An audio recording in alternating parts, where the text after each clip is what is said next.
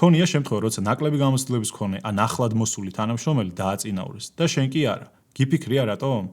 ამ ვიდეოში გეტყვი, რატომ ხდება, რომ კომპანიები ხშირად თანამშრომლის დაწინაურებისას უპირატესობას ანიჭებენ არა ყველაზე გამოცდილ და ერთგულ ადამიანს, არამედ სულ სხვა ტიპის თანამშრომელს. პასუხი რთული მოსასმენია, მაგრამ უნდა გავიაზროთ, რომ ყველაფერი გამოცდილებით არ იზომება. არსებობს რიგი მიზეზებისა, რის გამოც შეიძლება გამოცდილება სხვა უნარმა გადაწონოს. მაგალითად, ახალი თანამშრომელი შეიძლება უფრო ღია და ცნობისმოყვარე იყოს სიახლეებისა და უკვე არსებული პროცესებისადმი. ძველი თანამშრომელი ზოგჯერ საკუთარ გამოცდილებაზე დაყრდნობით იღებს გადაწყვეტილებებს, რაც ხშირად სუბიექტურია და კომპანიაში უკვე არსებულ პრაქტიკებს ეყრდნობა. ხშირად გვსმენია, ხო? ეს უკვე ვცადეთ, არ იმუშავებს, ან არღის ამაზე დროის დახარჯვა.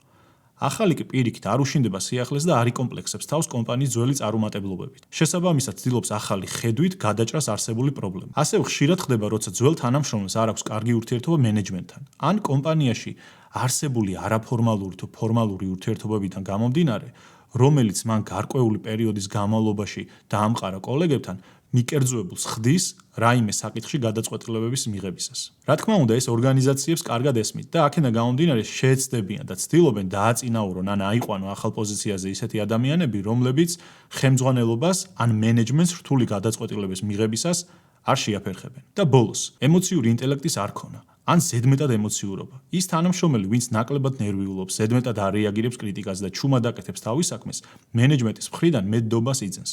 ამასთან ერთად ცხადია, რომ რაც უფრო მაღალ პასუხისმგებლობასთან აქვს თანამშრომელს შეხება, მით უფრო მატულობს დაძაბულობას და შანსი იმის, რომ ემოციური ინტელექტის არ მქონე ადამიანს პრობლემები შეექმნას დიდია. რა თქმა უნდა, ეს ყველაფერი არ ნიშნავს, რომ გამოცდილებას ფასი არ აქვს. უბრალოდ უნდა გვესმოდეს, რომ ხშირად მხოლოდ გამოცდილების არსებობა არ წვეთს ყველაფერს.